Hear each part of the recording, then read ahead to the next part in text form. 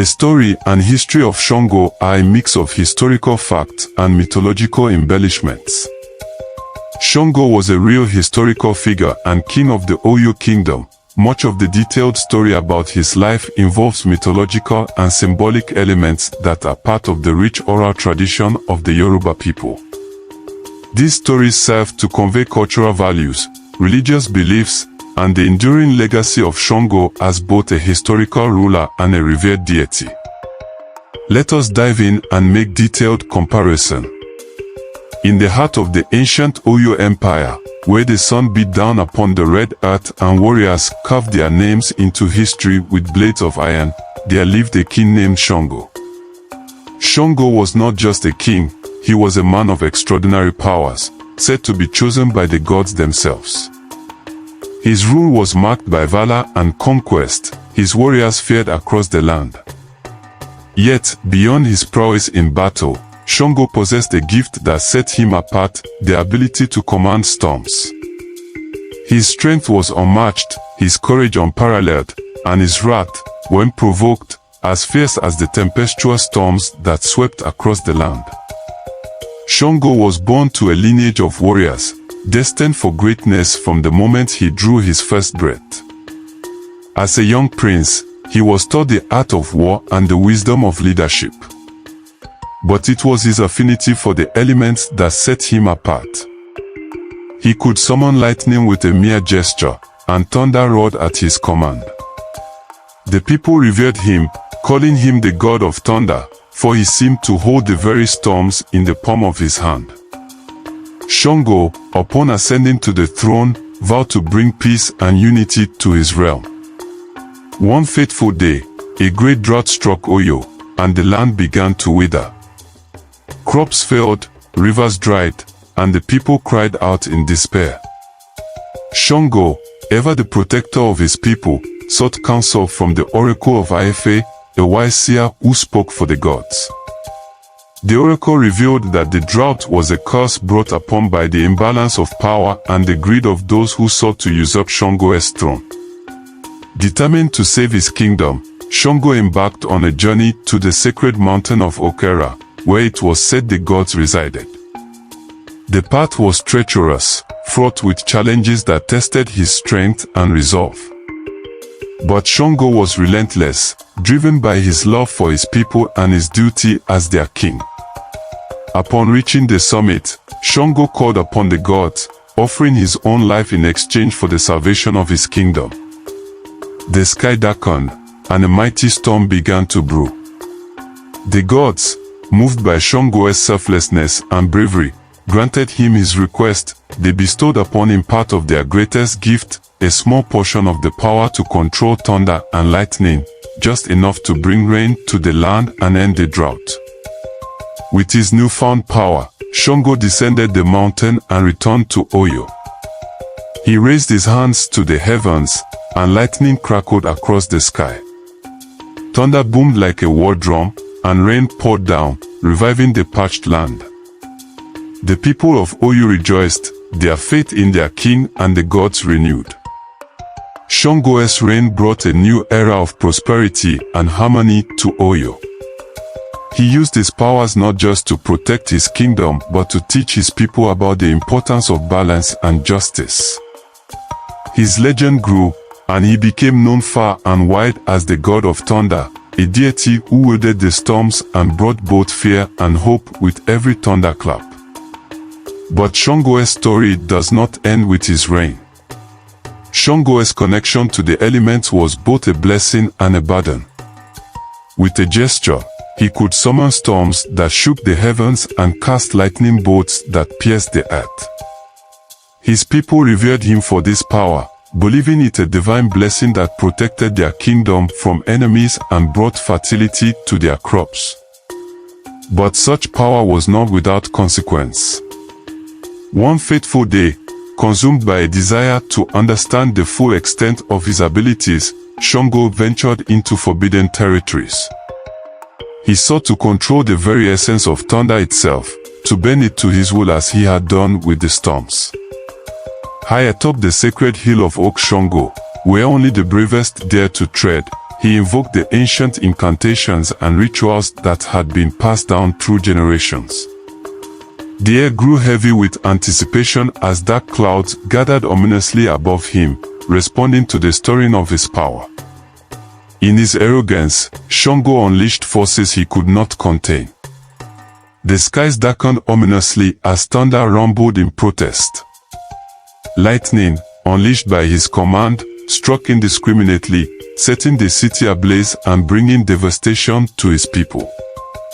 The very elements he had sought to master now turned against him, wreaking havoc in a display of cosmic fury. Realizing the catastrophic consequences of his actions, Ṣàngó was overwhelmed with guilt and grief.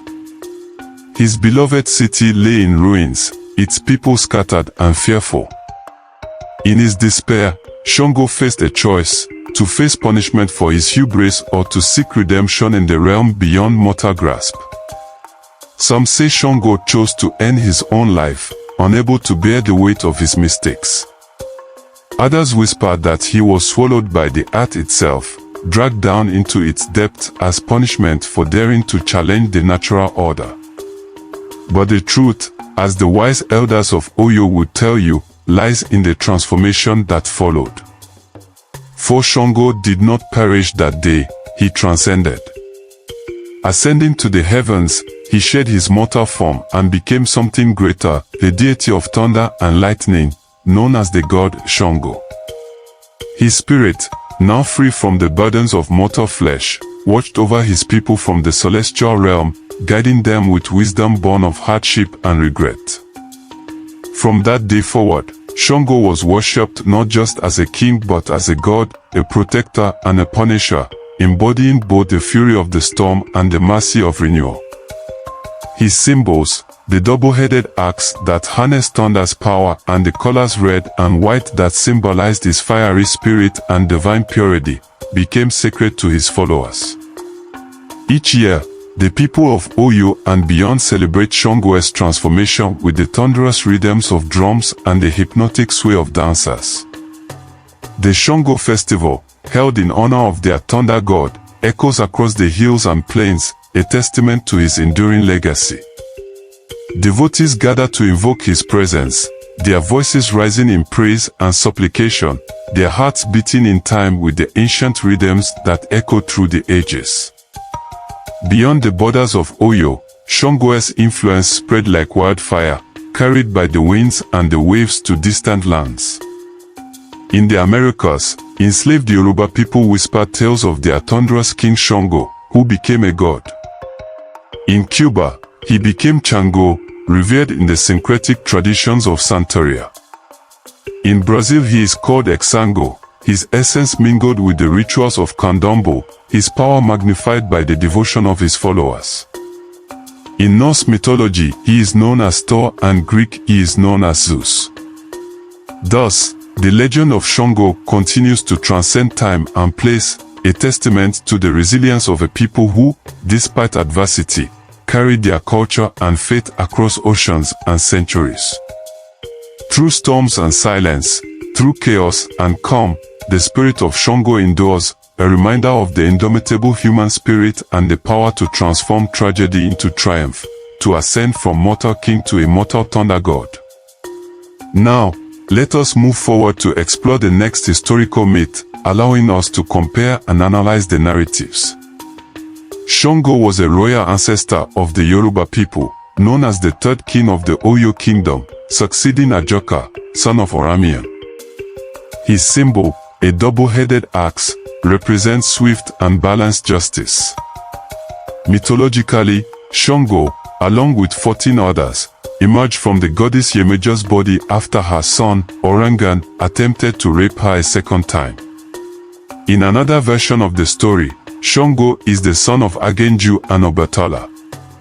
According to this tale, Ọbàtálá, the king of the white cloth, needed to cross a river during his travels. Agenju, the ferryman and god of fire, refused him passage. Ọbàtálá then transformed into a woman and traded his body for passage, which later fueled theories about ancient homosexuality. This tension between reason, represented by Ọbàtálá, and Agenju's fiery nature shaped Ṣàngó's character. Ṣàngó proved his lineage by throwing himself into a lake of burning fire to find Agenju. During Alefin Ajoka's reign, the Oyo Empire was under constant threat from Olowu, Ajoka's cousin who ruled the Owo kingdom. Olowu captured Alefin Ajoka and took him to Owo. The Ayomasai, seeking to rescue Ajoka, called upon Ṣàngó. After rescuing Ajoka, Ṣàngó was crowned king, and Ajoka was exiled. As king, Ṣàngó had two powerful generals, Timi Agbil Olofaina, who could shoot arrows of fire, and Bonka, who was equally formidable. Fearing their growing power, Ṣàngó, advised by Oya, sent them to govern border towns. Timi left for aid, but Bonka stayed in Oyo. To eliminate both threats, Ṣàngó sent Bonka to capture Timi. After a staged fight in it, Ṣàngó demanded a rematch in Oyo, where Bonka defeated Timi. Unable to finish his threats, Ṣàngó ordered Bonka to be burnt to ashes. Miraculously, Bonka reappeared after 3 days, demanding Ṣàngó vacate the throne. Enraged, Ṣàngó sought his Idinara from Oya but found it stained with menstrual blood. He left the palace in anger and created a thunderbolt that struck and burned the palace down. Heartbroken, he left the town, followed by the chiefs and members of his royal court, Bobomogba, who tried to persuade him to return.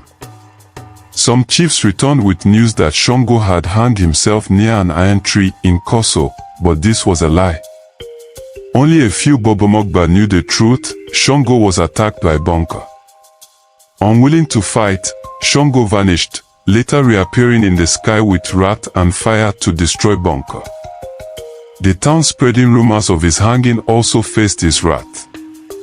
Myths say Ṣàngó did not stop until appeased, leading to the saying OBAKOSO or Olikoso, meaning the king did not hang, created by the Bobomogba who knew the truth. Another interpretation is that the name derives from the place where Ṣàngó defeated Bonka to reign supreme. In the first narrative, Ṣàngó is portrayed as a semi-divine figure with extraordinary powers, focusing on his journey from a mortal king to a deity. The story highlights his divine abilities to command storms and his willingness to sacrifice himself to save his kingdom, ultimately leading to his transformation into a god of thunder. It emphasizes Ṣàngó's power, responsibility, sacrifice, and redemption as Ṣàngó's reign brings both prosperity and devastation. While the second narrative presents Ṣàngó as a historical king dealing with internal and external threats, emphasizing his leadership and strategic decisions. The story balances mythological origins with historical events, focusing on Ṣàngó's efforts to maintain justice and control over powerful generals like Timi and Bonka. Themes of conflict, resolution, and the complexities of wielding power are explored, highlighting the practical aspects of Ṣàngó's reign. The cultural significance of Ṣàngó's legacy is encapsulated in the saying OBAKOSO, affirming his enduring impact within the Yoruba tradition and emphasizing his reputation as a powerful and just ruler. What are your thoughts and analysis on these two narratives? Share your insights in the comment section below. Don't forget to like, share, subscribe and turn on post notifications to receive more captivating folklore stories.